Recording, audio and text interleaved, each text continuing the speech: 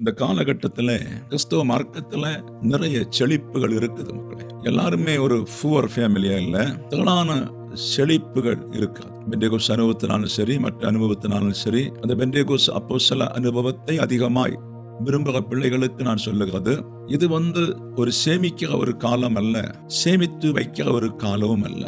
சீக்கிரமாய் ஆண்டிகிறிஸ்துடைய ஆட்சி வரப்போகிறது. சீக்கிரமாய் முத்திரை தரிக்கப்பட வேண்டிய ஒரு காலகட்டத்தை சத்துருவானன் கொண்டு வர போறான். அது மற்றும் நாடுகள், ஐரோப்பியானும் சரி, மிடில் ஈஸ்டானும் சரி, அங்கிருந்து தொடங்க அந்த முத்திரை நிச்சயமாய் ஒரு காலகட்டம் கழியும் போது இந்தியாவிலும் வரும். அது உங்களுக்கு நன்றாய் தெரியும். அந்த முத்திரையை தரித்துக் கொள்ளுகிறவள் ஒருவரும் பரலத்து போக முடியாது என்று தெரியும். அதனாலே நாம் இங்கே உண்டாக்குகின்ற ஆஸ்திகளும் சொத்துகளும், இங்கே உண்டாக்குகின்ற எல்லா நன்மைகளும், பிரமாண்டமாய் உண்டாக்கப்படும் எல்லா நன்மைகளும், கர்த்தருடைய உண்மையான பிள்ளைகள் கடைசி காலத்துல இது ஒன்றும் உனக்கு கிடைக்காது. காரியம், நீ முத்திரை தரிக்க மாட்டாய். அப்ப அதனால இந்த கடைசி காலம், பொன் வெள்ளி எல்லா விலைகளும் ஏறிக்கொண்டிருக்கின்ற ஒரு காலகட்டம். இதை உலகத்தின் மனுஷன் அறியாம அஸ்திகளை வாரி கூட்டிக் கொண்டே இருக்கிறார். அதனால அவங்களுக்கு ஒரு பெரிய தோல்வியை அவங்க அறியாம இருக்காங்க. வேதத்துல பாத்தீங்கன்னு சொன்ன இஸ்ரவேல் ஜனங்களை ஆண்டவராய் தேவன் செழிப்பான இடத்திலே கொண்டு வந்து விட்டார், கானானிலே கொண்டு வந்து விட்டார். நெகேமியா புஸ்தகம் 9:35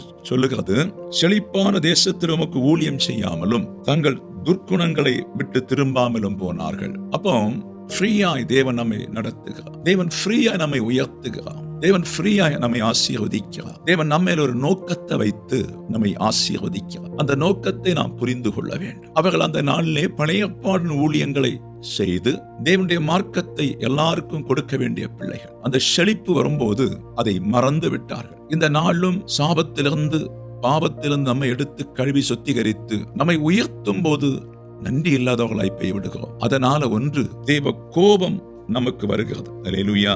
மாத்திரமல்ல, இன்றைக்கு கிறிஸ்தவர்கள் மிகுந்த துர்க்குணம் உள்ளவர்களாய் இருக்கிறார்கள். அநேக கிறிஸ்தவர்கள் துர்க்குணத்தோடு வாழுகிறார்கள். துர்க்குணம், எல்லா பாவத்தையும் செய்து இயேசு மன்னிக்கிறார் என்று சொல்லி திடனாக, தைரியமாக அவர்கள் வாழுகிறார்கள். இது ஆபத்து என்று கர்த்தர் சொல்லும். அப்படிப்பட்டவர்கள் மனம் திரும்பி கர்த்தருடைய வேலை செய்வதற்கும் நன்மை செய்வதற்கும் நீங்கள் திரும்ப வேண்டும் என்று சொல்லி இயேசு கிறிஸ்துவின் நாமத்தில் உங்களை வேண்டிக் கொள்கிறேன். கர்த்தர் இந்த வார்த்தையின்படியே ஆசீர்வதிப்பாராக.